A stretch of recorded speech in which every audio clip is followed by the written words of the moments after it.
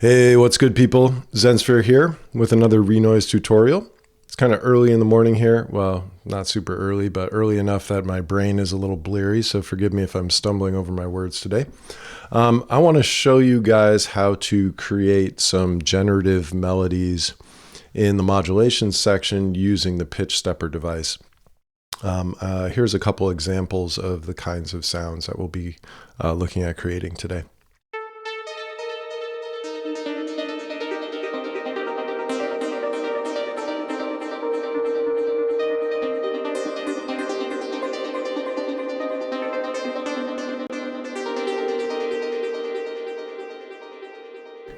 And here's another.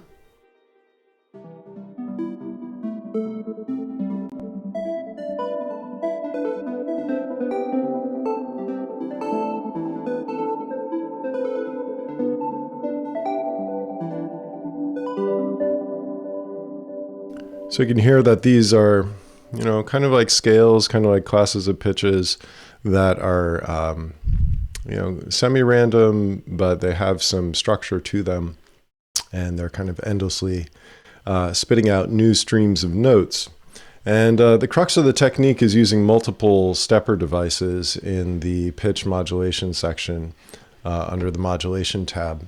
So let's go through the creation of one of these kinds of sounds from scratch. So just opening up a new instrument, we'll start with something simple like a sine wave. Actually, let's use a triangle. And just to start off the bat, I'm going to turn this down a little bit.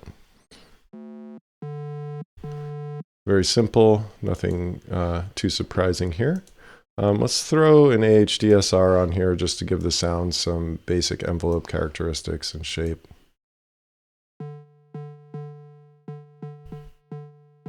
I'm going to turn it up a little bit here so you can hear what we're doing. Hopefully that's better. And then we'll just jump into the pitch section here and pull up a stepper device. Now I kind of detailed how you can create melodies that are locked to a scale using the stepper device in a previous video. But if you didn't catch that one, here's how you do it. First off, we want to set our pitch range to either, some multiple of 12 because we have 12 semitones in the octave. I'm going to go for 24 steps here, so we have 2 octaves to work with, or at least more than 1 octave to work with. And then I'm going to set my pitch stepper to unipolar mode so that when I play notes, it's just staying within this positive part of the pitch modulation. Go ahead and open up the external editor. And then this box right here, this magnet, determines the snap value on the vertical scale. So we want this set to the same number as our pitch range. So we've got 24 semitones here. We've got our magnet locked to 24. And as you can see, the default pitch stepper, it doesn't quite land on these nodes here. But what we can do is create a sequence of pitches. Let's see, we'll just do something really simple. We'll just do do, re, mi. So this is a whole step and then another whole step. And then we'll drop this down to 2 points. So we just have these three notes. And then when we press our key, we get do, re, mi. Okay. And then if we add another pitch stepper, let's also flip this to unipolar. We can then use this second pitch stepper to kind of modulate this first pitch stepper. So we have this do, re, mi going here, and then we can, let's say we go up a fifth. So we'll take out these two because we have to leave room for the do, re, mi. And then we'll go up 7 semitones. So it's 1, 2, 3, 4, 5, 6, 7. And then we'll be doing the same sequence up a fifth. So let's just do this, and we'll drop this down to 5. Is that right? 1, 2, 3, 4, 5, 6. I think it triggers this last one. So we'll hit reset on both of these. So we start back at the beginning. And then if we press our note, we'll hear. So we have do, re, mi, and then we have so, la, and then the dominant 7th.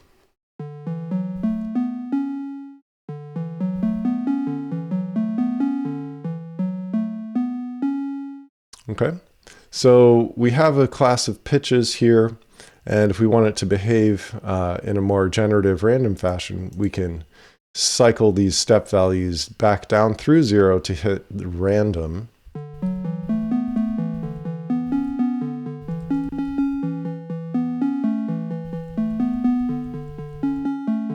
And now we have some generative movement. We can also set this one to random if we want it even more random.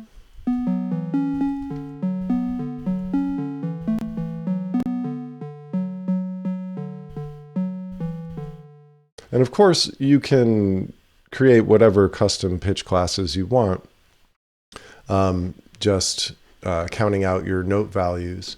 The reason I like to do it over 2 octaves as opposed to 1 is, say we want to go up an octave. So let's get this one. Let's add some points, do 6, 7, 8.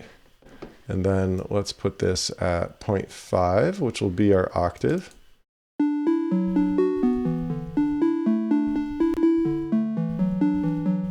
Let's add 3 more points.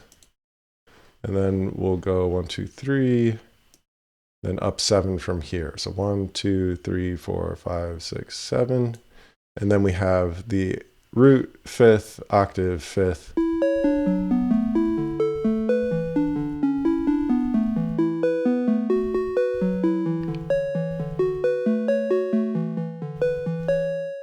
And then of course you can, excuse me, you can do whatever sound design you want to make this sound richer, maybe double up the waveform and put one of them up an octave.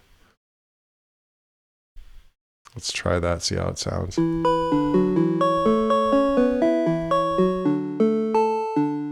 We could add some subtle pitch variation in the at the beginning of the chain here, using a random LFO. And dropping this all the way down to a very low value. Let's try 0.004. Oops.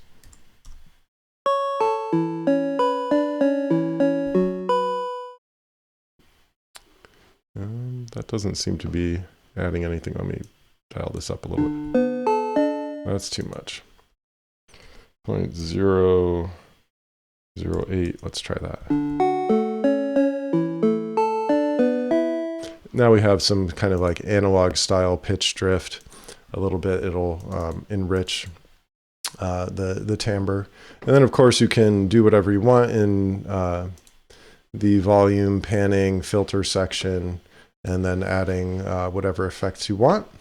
And then you can end up with something nice and interesting to listen to like this.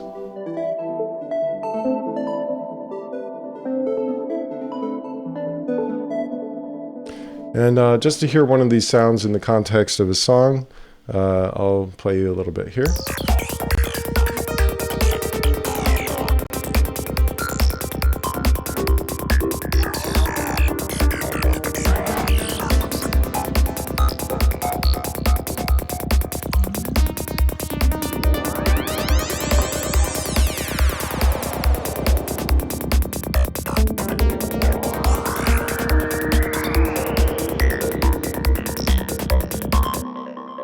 Okay, so that's another technique for creating generative melodies using the pitch stepper devices. You can also create structured runs with different kinds of interpolation between notes. Really, your imagination is the limiting factor. But it's kind of a useful technique, and you can, if you need to, you can always tie a macro to the reset values on the pitch steppers if your steppers get out of sync, or if you want to hard sync them to the beginning of a bar or something like that, because they can definitely get out of sync depending on where you are in the sequence or how you're triggering note events, things like that. So this technique is pretty powerful, especially in combination with phrases and probabilistic commands in the phrases to create kind of lively, moving, generative, semi-random pitch class melodies. Okay, I hope this was useful for you. Play around with it. If you come up with something cool, feel free to post it in the comments. If you have any suggestions for future videos, also hit me up in the comments. All right, keep being awesome. Make lots of music. Peace.